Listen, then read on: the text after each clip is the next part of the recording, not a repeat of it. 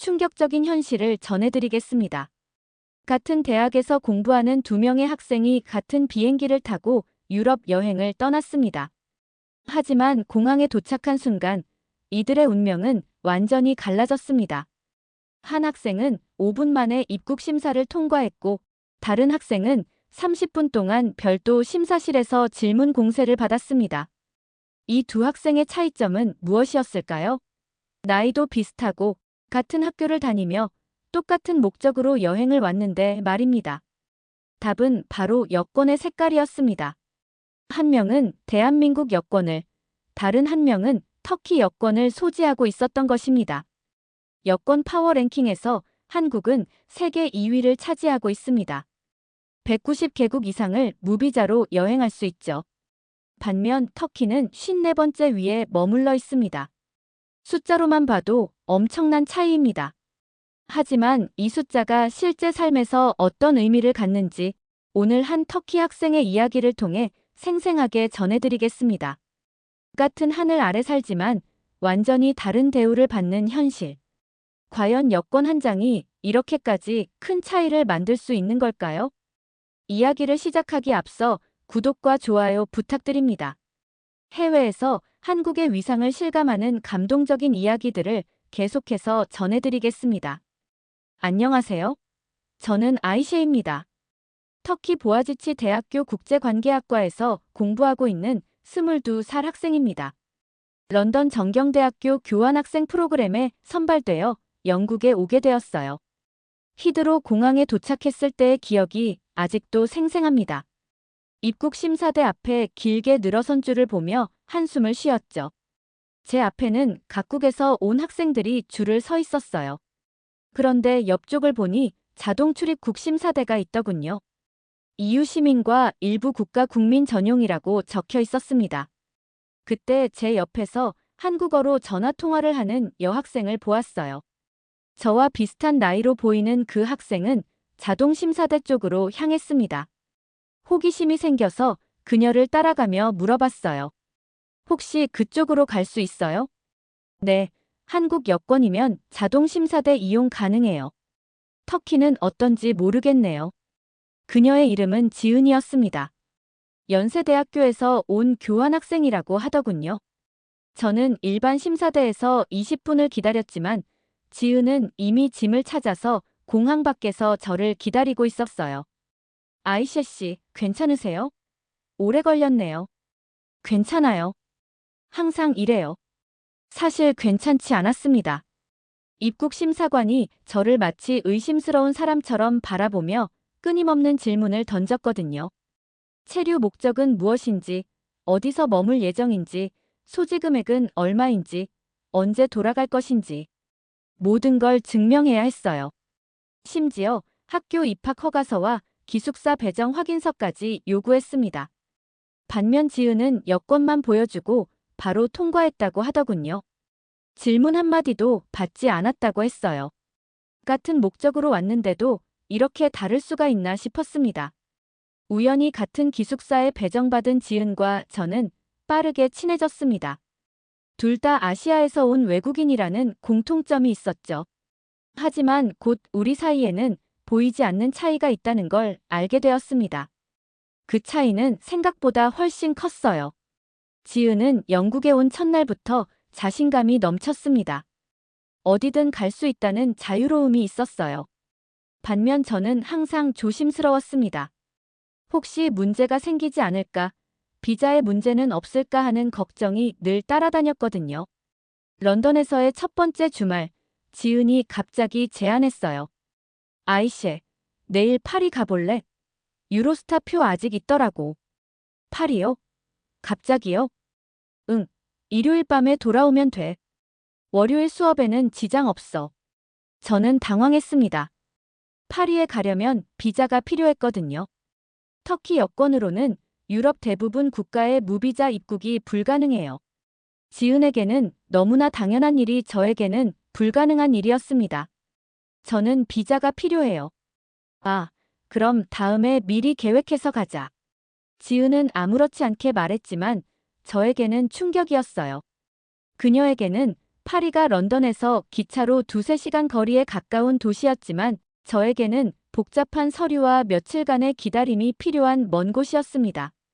그날 밤 저는 인터넷으로 여권 파워 랭킹을 검색해봤어요. 헨리 여권 지수에서 한국은 세계 2위, 193개국 무비자 여행이 가능했습니다. 독일, 스페인과 함께 최상위권이었죠. 반면 터키는 54번째 위, 75개국만 무비자 입국이 가능했어요. 숫자로 보니 더욱 실감이 났습니다.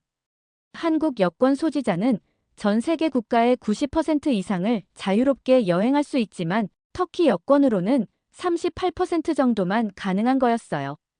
이는 단순한 숫자가 아니라 실제 삶의 자유도를 의미하는 것이었습니다. 다음 날 학교 도서관에서 지은을 만났습니다. 그녀는 파리 당일치기 여행 사진들을 보여주며 신나게 이야기했어요. 루브르 박물관, 에펠탑, 생강 유람선까지. 하루 만에 파리의 주요 명소들을 다 둘러봤더군요. 정말 좋았어. 아이셰도 꼭 가봐야 해. 네, 비자 받으면 꼭 가볼게요. 그때 지은이 무언가 깨달은 듯한 표정을 지었어요. 아이셰, 터키 여권이 그렇게 불편해? 유럽은 대부분 비자가 필요해요. 미국도 그렇고요. 지은은 처음 알았다는 듯 놀라더군요. 그녀에게는 당연한 자유가 저에게는 허락되지 않는다는 사실을 말이에요. 그 순간 우리 사이에 보이지 않는 벽이 있다는 것을 둘 다 느꼈습니다. 11월 중순, 지은이 흥미로운 제안을 했습니다. 아이셰, 크리스마스 휴가 때 유럽 여행 어때? 파리, 베를린, 로마 이렇게 돌면서. 좋은 생각이네요. 하지만 저는 비자 준비가. 아, 맞다. 그럼 미리 준비하자. 시간은 충분하니까. 그날부터 저의 긴 비자 준비가 시작되었어요. 프랑스 대사관 웹사이트를 들어가 보니 필요한 서류만 13가지였습니다. 여행 일정표, 호텔 예약 확인서, 왕복 항공권, 여행자 보험 가입 증명서, 은행 잔고 증명서, 재학 증명서, 영국 비자 사본, 사진 2장까지. 각 서류마다 조건이 까다로웠어요. 은행 잔고는 최소 3,000파운드 이상이어야 하고 여행자 보험은 의료비 3만 유로 이상 보장되어야 했습니다. 호텔 예약은 취소 불가능한 조건이어야 하고 항공권도 실제 발권된 것이어야 했어요. 가장 큰 문제는 인터뷰 예약이었어요. 12월 말 여행을 위해서는 11월 초에 신청해야 하는데 예약이 가능한 날짜는 3주 후였습니다. 그것도 비자 발급까지 추가로 2주가 더 걸린다고 하더군요. 지은은 그런 저를 보며 미안해했어요. 이렇게 복잡한 줄 몰랐어. 한국 여권으로는 그냥 가면 되니까. 괜찮아요. 익숙해요. 하지만 전혀 괜찮지 않았습니다. 비자 신청비만 독일, 이탈리아까지 합쳐서 200파운드가 넘었어요. 게다가 각 대사관을 돌아다니며 서류를 제출하는 시간도 만만치 않았죠. 대사관마다 접수 시간이 달라서 수업을 빼먹어야 하는 경우도 있었습니다. 지은은 항공권과 숙소만 예약하면 모든 준비가 끝이었지만 저는 매일 서류를 준비하고 대사관을 오가야 했습니다. 같은 여행을 준비하는데 이렇게 다를 수가 있나 싶었어요. 독일 대사관에서 인터뷰를 받을 때의 기억이 생생해요.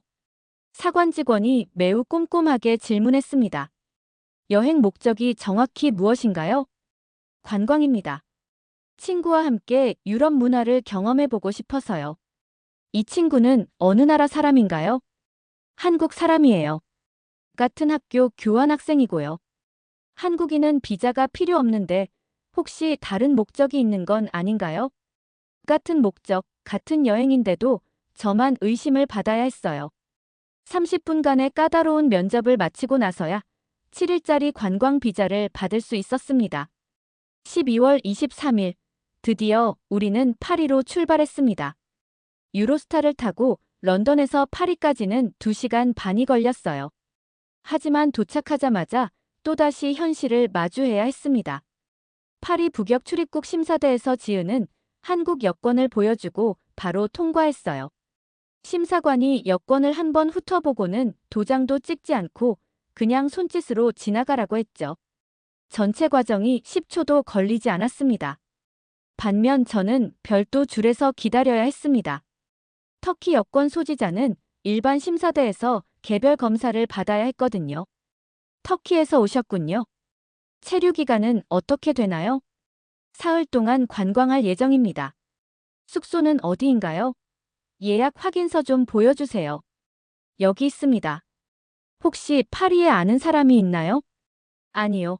친구와 단순 관광입니다. 그 친구는 어느 나라 사람인가요? 한국 사람이에요. 한국인은 어디 있나요? 먼저 통과해서 밖에서 기다리고 있을 거예요. 20분간의 질문 끝에 겨우 입국할 수 있었어요. 지은은 이미 밖에서 기다리고 있었습니다. 아이셰, 정말 미안해. 이렇게 오래 걸릴 줄 몰랐어. 괜찮아요. 예상했던 일이에요.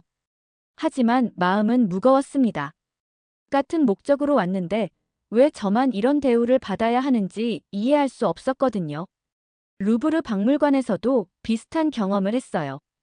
입구에 EU 시민 및 특별협정국 전용 빠른 입장로가 있었는데 지은이 물어봤습니다. 한국도 가능한가요? 네, 문화교류 협정국이시면 이용 가능합니다. 지은은 특별 입구로 들어갔지만 저는 일반 관광객 줄에서 40분을 더 기다려야 했어요. 박물관 안에서 만난 지은이 미안해하며 말했습니다. 정말 몰랐어. 한국 여권이 이렇게 편한 줄. 부러워요. 어디든 쉽게 갈 수 있으니까. 그날 저녁 호텔에서 지은과 깊은 이야기를 나눴어요. 그녀도 처음 알았다고 하더군요. 한국 여권의 파워를 해외에 나와서야 실감한다고 말이에요. 우리나라가 언제부터 이렇게 신뢰받는 나라가 됐을까? 아마 경제 발전과 문화적 영향력, 그리고 민주주의 덕분이겠죠. K-팝, 드라마도 큰 역할을 했고요. 저는 터키도 언젠가는 그런 신뢰를 받을 수 있을지 궁금했어요. 하지만 그 길은 아직 멀어 보였습니다. 12월 25일, 우리는 베를린으로 향했습니다. 파리에서 베를린까지는 고속열차로 8시간이 걸렸어요. 기차 안에서 지은이 갑자기 제안했습니다. 아이셰, 베를린에 있는 동안 체코 프라하도 다녀올까? 거기서 불과 4~5시간 거리래. 좋은 생각이네요. 하지만 또 비자? 제가 고개를 끄덕이자 지은의 표정이 어두워졌어요. 체코는 터키 여권으로 별도 비자가 필요한 국가였거든요. 이미 독일 비자를 받느라 한 달을 준비했는데 체코 비자까지 받기에는 시간이 부족했습니다. 그럼 내가 혼자 다녀올까? 아니에요. 함께 베를린을 더 자세히 구경해요. 하지만 속으로는 아쉬웠어요.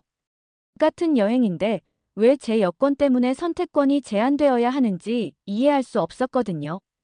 베를린 테겔 공항에서도 예상대로였습니다.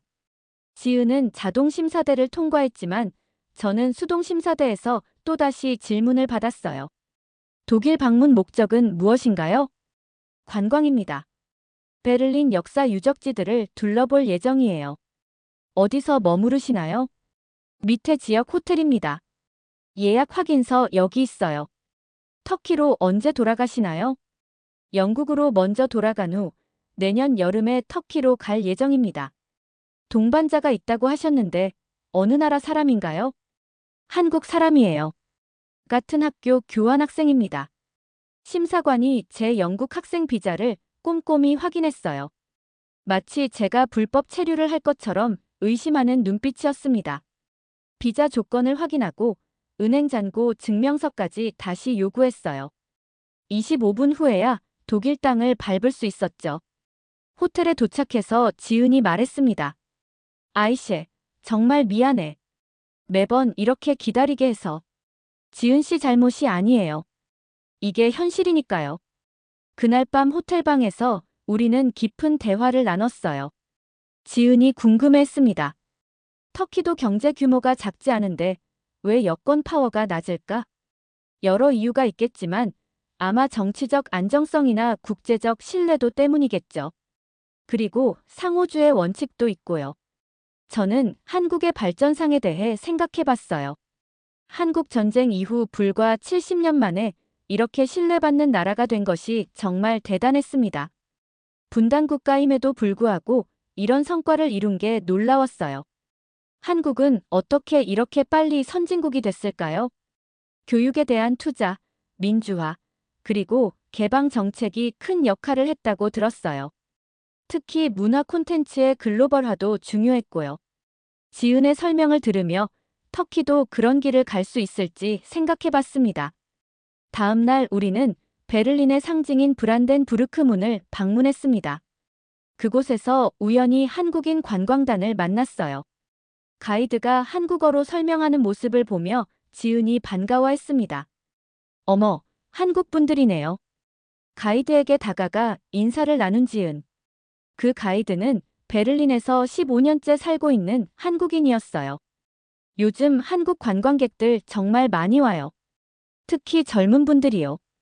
그래요? 비자 받기 어렵지 않나요? 한국은 독일하고 무비자 협정이 있어서 편해요. 90일까지 체류 가능하거든요. 심지어 쟁겐 조약 덕분에 유럽 27개국을 자유롭게 다닐 수 있어요. 그때 가이드가 저를 보며 물었습니다. 혹시 어느 나라에서 오셨어요? 터키에서 왔습니다. 아, 터키요. 비자 받으시느라 고생 많으셨겠어요. 터키 분들은 각 나라마다 따로 비자를 받아야 하니까 여행이 쉽지 않을 텐데요. 가이드도 터키 여권의 제약을 정확히 알고 있더군요. 한국인들에게는 당연한 자유가 다른 나라 사람들에게는 얼마나 어려운 일인지 말이에요. 그래도 터키는 역사가 깊고 아름다운 나라잖아요. 언젠가 저도 이스탄불에 가보고 싶어요. 가이드의 따뜻한 말에 위로가 되었지만 동시에 씁쓸하기도 했어요. 그날 오후 우리는 동독 박물관을 방문했습니다. 분단 시절 동독 사람들의 삶을 보여주는 전시를 보며 지은이 말했어요. 우리나라도 분단 국가인데 어떻게 이렇게 신뢰받는 나라가 됐을까? 아마 민주화와 경제 발전을 동시에 이뤘기 때문이겠죠. 그리고 문화적 소프트 파워도요. 저는 터키도 언젠가 그런 길을 갈 수 있을지 생각해 봤어요. 하지만 현실은 쉽지 않아 보였습니다. 박물관을 나와 카페에서 커피를 마시는데 옆 테이블에서 독일 대학생들이 여행 이야기를 하고 있었어요. 이번 여름 휴가 때 아시아 가볼까? 좋지. 어디로? 한국 어때? 서울 진짜 멋있다던데. BTS 콘서트도 보고 싶고. 한국 좋지. 비자도 필요 없고 안전하고 음식도 맛있고. 친구가 다녀왔는데 완전 추천한다던데. 맞아. 한국은 와이파이도 빠르고 지하철도 깨끗하대. 그리고 사람들이 친절하다고 들었어. 한국에 대한 긍정적인 이미지가 이렇게 자연스럽게 퍼져 있다는 것이 놀라웠어요. K-팝과 드라마, 그리고 올림픽 같은 국제 행사들이 만든 결과겠죠. 소프트 파워의 힘을 실감할 수 있었습니다.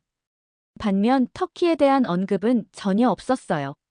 아니, 있다고 해도 정치적 불안정성이나 안전 문제 같은 부정적인 이미지가 대부분이었죠.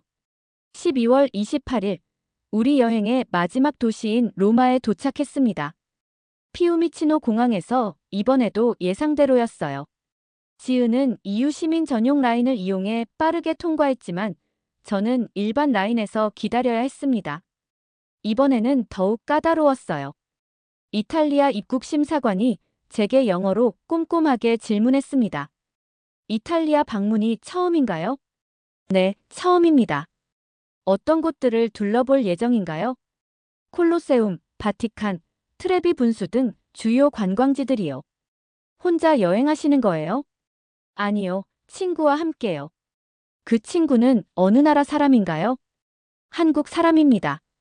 그때 심사관의 표정이 밝아졌어요. 아, 한국인이요? 한국 드라마 정말 좋아해요. 오징어 게임 봤어요? 그리고 BTS도 알아요. 지은에 대해서는 호의적으로 이야기하면서도 저에게는 여전히 조심스러운 태도를 보였습니다. 한국에 대한 긍정적 이미지가 이렇게까지 퍼져 있다는 것이 놀라웠어요. 소지금은 충분한가요? 체류 기간 동안 문제없이 지낼 수 있나요? 네, 은행잔고 증명서 여기 있습니다. 30분간의 심사 끝에 겨우 입국할 수 있었어요. 지은은 이미 짐을 찾아서 공항 밖에서 기다리고 있었습니다. 로마에서 가장 인상 깊었던 곳은 바티칸 박물관이었습니다. 하지만 여기서도 차이를 느꼈어요. 한국 관광객들을 위한 별도 가이드 투어가 있었고 한국어 오디오 가이드도 준비되어 있었거든요. 한국 관광객들이 많이 오나 봐요. 네, 최근 몇 년간 정말 많이 늘었어요. 특히 신혼여행객들이 많이 와요. 한국 분들은 예의도 바르시고 질서도 잘 지키셔서 저희도 좋아해요. 바티칸 직원의 말을 들으며 한국이 전 세계적으로 얼마나 좋은 이미지를 가지고 있는지 실감했습니다. 경제력뿐만 아니라 문화적 매력과 시민의식까지 인정받고 있는 거였어요. 트레비 분수에서 동전을 던지며 소원을 빌었어요. 저는 언젠가 터키 여권도 한국 여권처럼 환영받을 수 있기를 소원했습니다. 무슨 소원 빌었어? 비밀이에요. 지은은 웃으며 자신도 소원을 빌었다고 했어요. 나중에 안 사실이지만 그녀도 제가 자유롭게 여행할 수 있기를 빌었다고 하더군요. 로마의 마지막 밤, 스페인 계단에 앉아 야경을 바라보며 지은과 이야기를 나눴습니다. 아이씨, 이번 여행하면서 나도 많이 배웠어. 내가 얼마나 큰 특권을 누리고 있는지 몰랐거든. 저도 배웠어요. 여권이 단순한 신분증이 아니라는 걸요. 우리는 서로 다른 현실을 살고 있지만 그 차이를 이해하고 받아들이려 노력했어요. 12월 30일, 우리는 로마에서 런던으로 돌아왔습니다. 일주일간의 여행이었지만 제게는 평생 잊지 못할 경험이었어요. 단순히 유럽의 아름다운 도시들을 구경한 것이 아니라 여권이 만드는 보이지 않는 벽을 실감한 여행이었습니다. 히드로 공항에 도착해서도 마찬가지였어요. 지은은 영국 시민이 아님에도 불구하고 자동 심사대를 이용해 빠르게 입국했지만 저는 여전히 수동 심사대에서 질문을 받아야 했습니다. 휴가는 어떠셨어요? 좋았습니다. 유럽 문화를 많이 배웠어요. 다른 나라는 더 방문하실 계획이 있나요? 당분간은 학업에 집중할 예정입니다. 영국에서의 생활은 어떠신가요? 적응 잘하고 계신가요? 네, 잘 지내고 있습니다. 같은 질문들의 반복이었지만 이제는 덜 짜증나고 더 이해할 수 있었어요. 이것도 나름의 시스템이라는 걸 받아들이게 되었거든요. 기숙사로 돌아가는 택시 안에서 지은이 말했습니다. 아이씨, 이번 여행하면서 내가 얼마나 특권을 누리고 있는지 알았어. 한국 여권이 이렇게 파워풀한 줄 몰랐거든. 저도 많이 배웠어요. 여권이 단순한 신분증이 아니라는 걸요. 그날 밤 기숙사 방에서 저는 일기를 썼습니다. 같은 나이 같은 학생이지만 우리를 대하는 세상의 시선은 달랐다. 하지만 이것이 영원하지는 않을 것이다. 언젠가 터키도 세계로부터 신뢰받는 나라가 될 수 있을 것이다. 새해가 밝은 후 지은과 저는 더욱 가까운 친구가 되었습니다. 그녀는 한국의 발전 과정에 대해 더 많이 알려주었고 저는 터키의 역사와 문화를 소개했어요. 한국도 60년 전만 해도 세계 최빈국 중 하나였어. 하지만 교육에 투자하고 민주화를 이루고 세계와 교류하면서 지금의 모습이 된 거야. 터키도 변할 수 있을까요? 물론이지. 시간이 걸리겠지만 분명히 가능해. 중요한 건 포기하지 않는 거야. 지은의 격려가 큰 힘이 되었습니다. 여권의 색깔은 바꿀 수 없지만 그 여권이 가진 가치는 우리가 만들어갈 수 있다는 생각이 들었어요. 지금 저는 런던에서 학업을 계속하고 있습니다. 여전히 여행할 때마다 비자를 받아야 하고 공항에서 더 오래 기다려야 해요. 하지만 이제는 그것을 장애물이 아닌 동기로 받아들이고 있습니다. 언젠가 터키 여권도 한국 여권처럼 전 세계에서 환영받는 날이 올 것이라고 믿어요. 그리고 그날까지 저는 제가 할 수 있는 일들을 하나씩 해나갈 것입니다. 지은과의 우정처럼 서로 다른 배경을 가진 사람들이 이해하고 존중하는 세상을 만드는 일말이에요. 여권은 작은 책자에 불과하지만 그 안에는 한 나라의 역사와 현재, 그리고 미래가 담겨 있습니다. 저는 오늘도 그 미래를 향해 한 걸음씩 나아가고 있습니다. 터키와 한국, 두 나라 모두 각자의 아름다움과 가치를 가지고 있어요. 지은과의 우정을 통해 배운 것은 차이를 인정하되 서로를 존중하는 것의 중요성이었습니다. 오늘도 저희는 각자의 꿈을 향해 나아가고 있어요. 여러분은 이 이야기를 통해 어떤 생각이 드셨나요? 우리가 가진 대한민국 여권이 전 세계에서 얼마나 큰 신뢰와 존경을 받고 있는지 새삼 자랑스럽습니다. 구독과 좋아요로 응원해주시면 더욱 재미있는 이야기로 찾아뵙겠습니다. 해외 감동 사연을 소개해드리는 감동열차였습니다. 감사합니다.